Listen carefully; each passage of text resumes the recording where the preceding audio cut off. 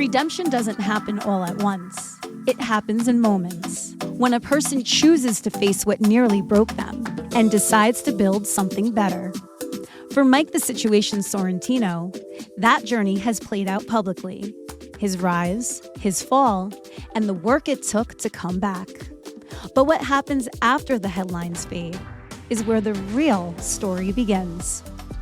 On this episode of Your New Jersey, I traveled to Tinton Falls for the grand opening of the Archangel Centers, a treatment facility founded by Mike and his wife, Lauren Sorrentino, to explore how recovery, reconnection, and accountability led to a second act, and how that journey inspired the creation of a place designed to help others across New Jersey find their way forward. You don't always realize you've been preparing your whole life for something until it finally arrives. They say the comeback is always greater than the setback, and I am living proof of that.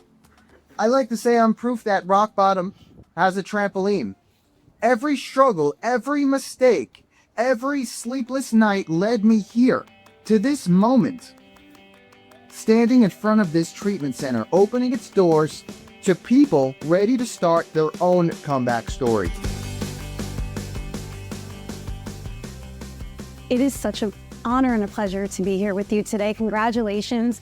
The space is immaculate. Oh my God, it's It beautiful. makes you want to level up, go to the gym, like listen to some music and like break through a wall, right? Yes. I feel like we have really, hit this one out of the park. When I had first seen this last night, I teared up. It's such a beautiful day. As soon as you walk into this center, you're just filled with warmth and love, and you see the amount of effort that has been put into this venture. And that's exactly why we set out to do this. Because if you go to my desk over there and you sit down and you're an addict or someone suffering from the disease of addiction, maybe you're a part of a family that is struggling. And when you sit and when you walk into the center, you feel that this is a safe space, a place for hope and a place for healing. Absolutely. So let's, for our audience that maybe isn't familiar with your story and your journey, take us to where it all began. You guys probably know me from a TV franchise called Jersey Shore, which is one of the biggest reality TV shows ever, I think, in our country. It still to this day has the record on MTV at 8.9 million viewers in 2011. And that iteration, we have transitioned to Jersey Shore Family Vacation, which is now usually on Thursdays at 8 p.m. And technically, we have turned 15 Minutes of Fame into 15 years right now. When you debuted in 2009, you were like shot out of a cannon. Yes. I said to you off camera, still to this day, the best season of reality television ever. I was your age, living through some of those same things, and to see it play out on TV at my Jersey Shore, it was everything. But you stood out with your shenanigans, but also the heart that you had attached. And you came into fame very, very quickly, which is so cool, but it came at a cost. A lot of pitfalls that come with that. What happened? Well, I think I did my best, and what happens is I was exposed to excessive money, excessive fame, excessive parties and drugs. And eventually, due to decision and indecision, I fell prey to the disease of addiction. For many, a fall like that becomes the end of the story. But for Mike, it became a reckoning, a moment where accountability replaced denial. Let's talk about your sobriety journey. How challenging was that for you to do it still in the spotlight? Yes, it was very hard. The cameras were always on me. If I made a mistake, I was on TMZ. People would look to take a photo and post it and catch me in a bad angle. Even when I was in early sobriety, I would go to meetings and people would laugh and point and take photos like, ha, ha, ha, That's hard. And at the end of the day, I had to just put my head down and smile and realize that my life was on the line, and I had to stay in my own lane and run my own race. And I needed this. My life was on the line. So I did everything that you were supposed to do. I did the 90 meetings in 90 days. I got the sponsor. It didn't matter how famous I was. I got the sponsor. I got the recovery network. I did the aftercare. I did a total amount of treatment of almost about a year. So I did a residency treatment of about 45 to 60 days. I did 6 months of IOP, and then I did another 3 months of one-on-ones. And then once you total up, it's almost about a year of treatment. And for Mike, sobriety wasn't just about removing substances. It was about reconnecting with people who could anchor him to something real. Lauren, where do you come into Mike's story? Oh, wow. She reconnected with me at a time when I was at my worst. We met in 2004 in college. I had transferred home to a local school, and we met in a math class. I graduated from Brookdale Community College, and we were in the same math class. And I was fighting over this woman here with another gentleman in the class who was trying to court her to get her number at the time. I guess it's safe to say that it made the best man win. But we dated in high school, actually dated in college, and we dated for about 4 years.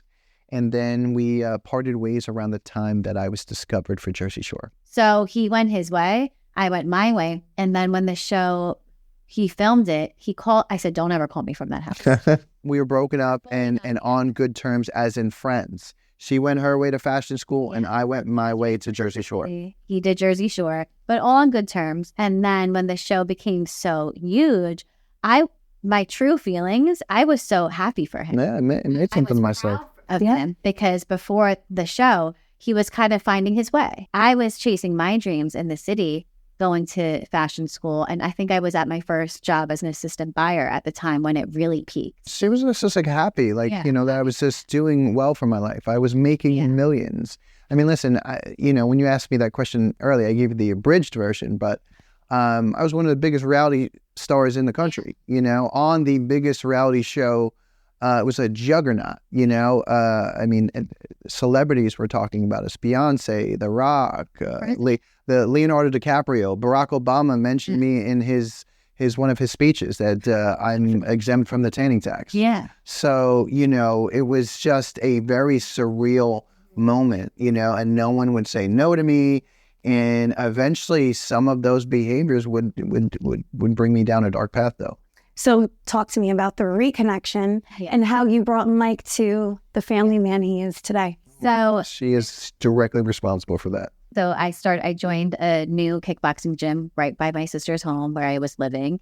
And I started going every night to the 8 o'clock class right up when I got home from work. And one night I saw his sister. One night I saw his brother. And they would go home and tell Mike, guess who I saw? Guess who I saw at kickboxing? And then one night he showed up there, and it was just like no time had passed. I think that at the time I had fell back into deep addiction. Mm-hmm. And my family, they had lost hope a little bit, and they had felt that the only person in my life that I had loved and listened to was Lauren.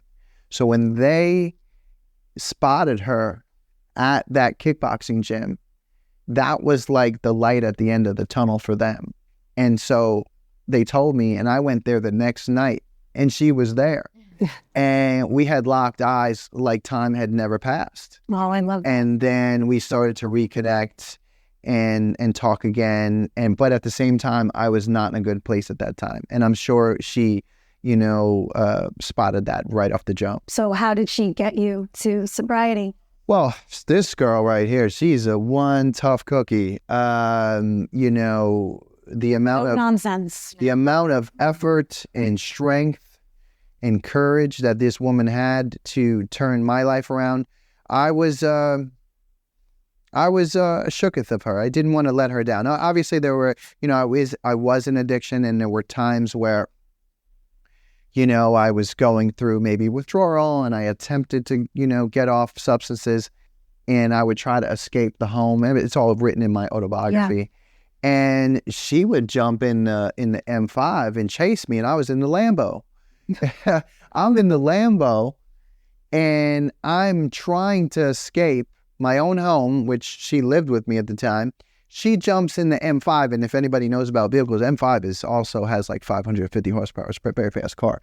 She's chasing me down the street, and I'm obviously going to do bad things. And then a cop pulls us over, and the cop says, Mike, what are you doing? I go, the crazy fan behind me. He goes, Mike, I run the plates, and that's your car. And I spoke to her, and she's your girlfriend. I was like, yeah, you're right, officer. I was like, okay, I'm going to go home. And so that right there, that's just one instance where my wife saved my life. And then I had really never looked back since. I'm now 10 years clean and sober. What legacy do you both want to leave here with this center in Tinton Falls and throughout the Garden State? I want my kids to know that Dad's an inspiration. And I feel like we're going to save a lot of lives, starting in this community in New Jersey.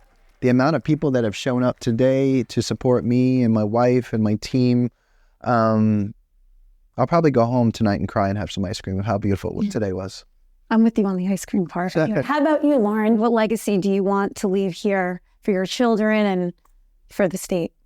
I would love to leave the legacy that change is possible. Good one. That believing in yourself is the first step. Never giving up.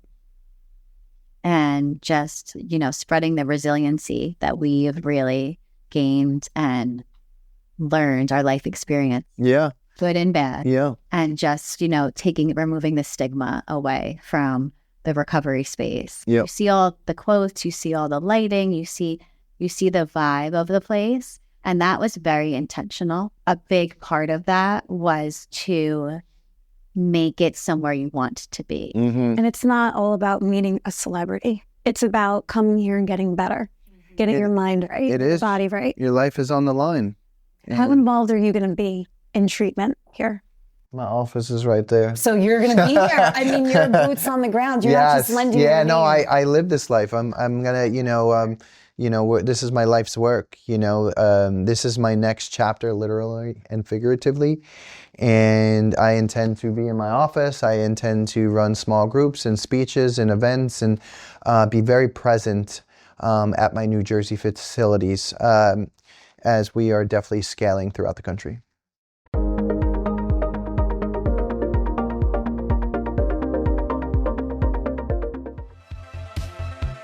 Another reconnection for Mike came from a place even deeper: childhood friendship. Mike Smilo knew the man before the fame, before the fall. That history became a foundation, not for nostalgia, but for responsibility. Tell us about how you and Mike came together. Well, it was grade school. We were both in elementary school when I first moved here from California. And I remember the first time I think I met him, we were running laps, and he was actually very fast. I just remember he was skinnier and he'd just do these laps. I was a bad runner. That's how I met him. And then we went, joined Karate USA together. We were always active together. That's how we go back. When I first moved here, he was supportive for the new kid from Cali. I love that. So have you been with him every step of the way? No. So, during high school, we both went to Manalapan, and, we just, we were friends, but we ended up I went the whole different trajectory. I went into Rutgers Business School, ended up going into banking, and then he reached stardom. But I remember his older brother, ran into me at a bar in Red Bank, and I remember him specifically saying, yo, my brother's on this new show that's coming out. It's called Jersey Shore. I just remember thinking, I was like, really? If Mike's in Jersey Shore? What is this? And then about a month later, I see the advertisements. That was the first time it actually came to fruition. So you go your own ways. Mike obviously fell on hard times, at the height of his fame. How did you two reconnect? Wow.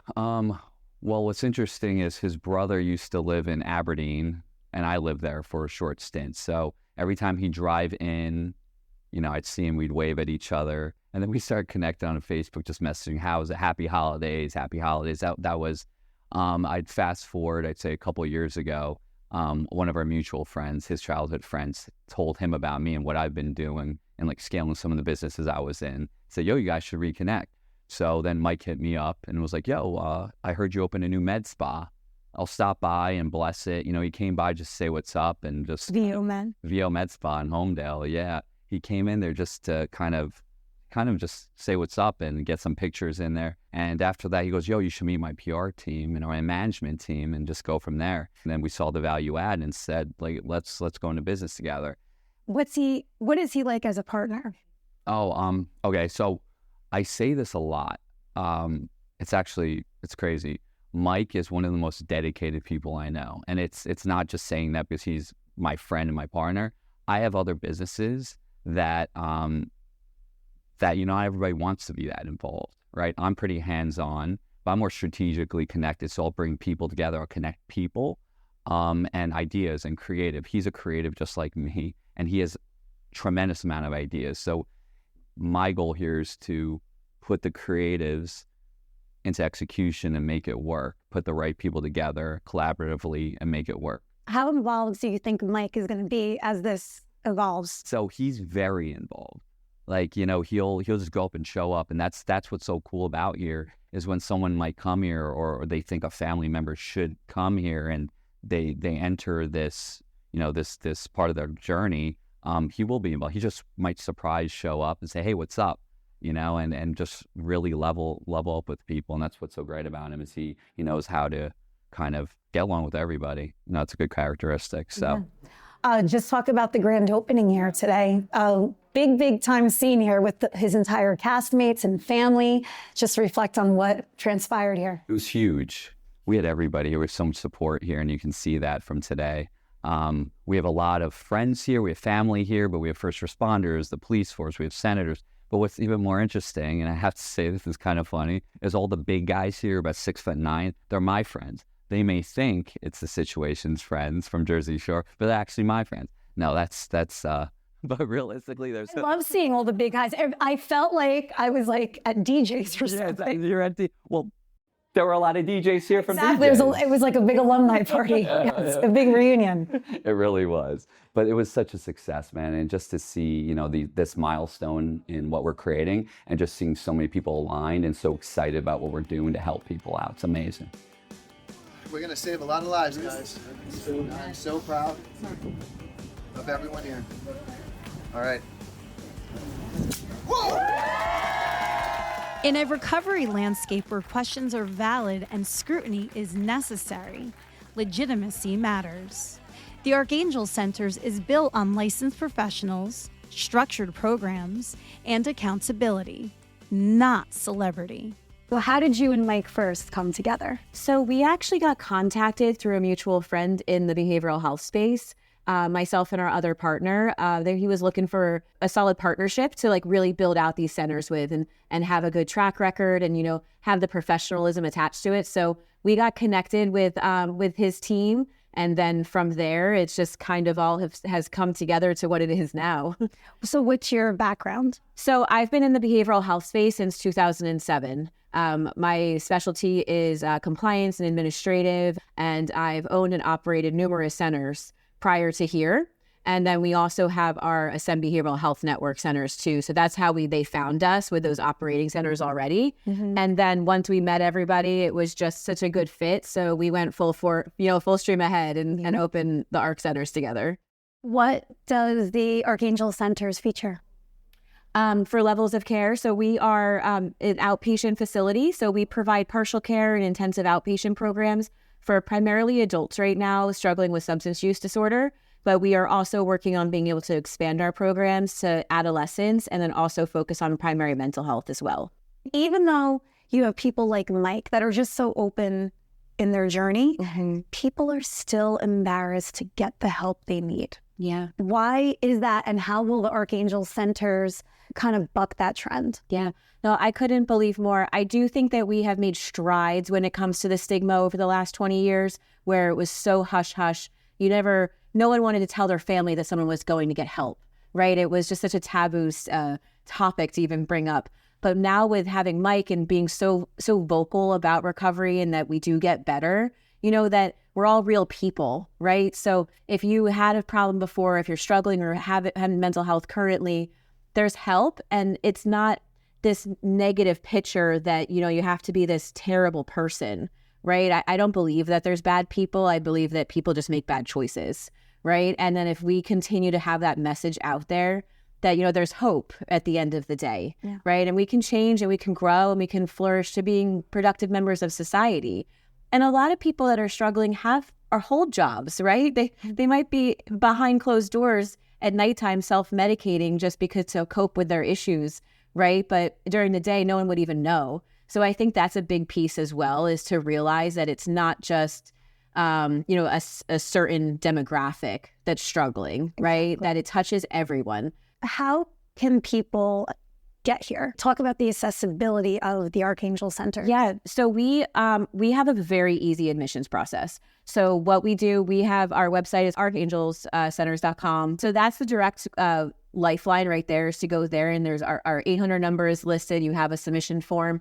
We have the majority of our admissions team was here today on the ground as well, and they're just ready. So we are fully mobile and accessible. If that phone rings, someone's answering it, doing an assessment immediately, seeing where they are, what kind of treatment that they need, what level of care makes the most sense. And if we can't help them, we make sure we find them help elsewhere as well. And everyone staffed here has the certifications that you need to. The majority of our staff also has the national motivational intervention certification as well. So on the front end, they're able to meet people where they are and kind of see what's going on, and instead of tearing them down, lifting them up, right? And empower them to make that next step to get help. That's great. Insurance, do you accept that yet? We do, yeah. We're brand new. So currently we accept all major carrier insurances. It is on our mission to become a Medicaid provider in the state and also become in-network contract, which that way we are more accessible, right? Like our big vision is we want someone to call us and us not have to say no, and to be able to bring them into one of our centers as we grow. Yeah. Finally, what legacy do you want the centers to leave here?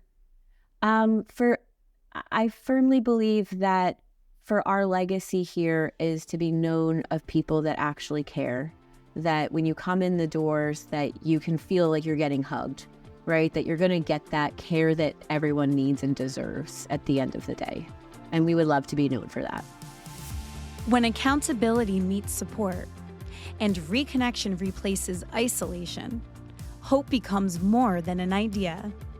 It becomes a place people can walk into. For Mike the Situation Sorrentino, the journey forward isn't about rewriting the past. It's about using it responsibly. For the one who thinks it's too late, it's never too late. If I can do it, you can do it. Sobriety gave me back my life, my family, and my faith. It taught me that true strength isn't about how many times you fall, it's about how many times you get back up.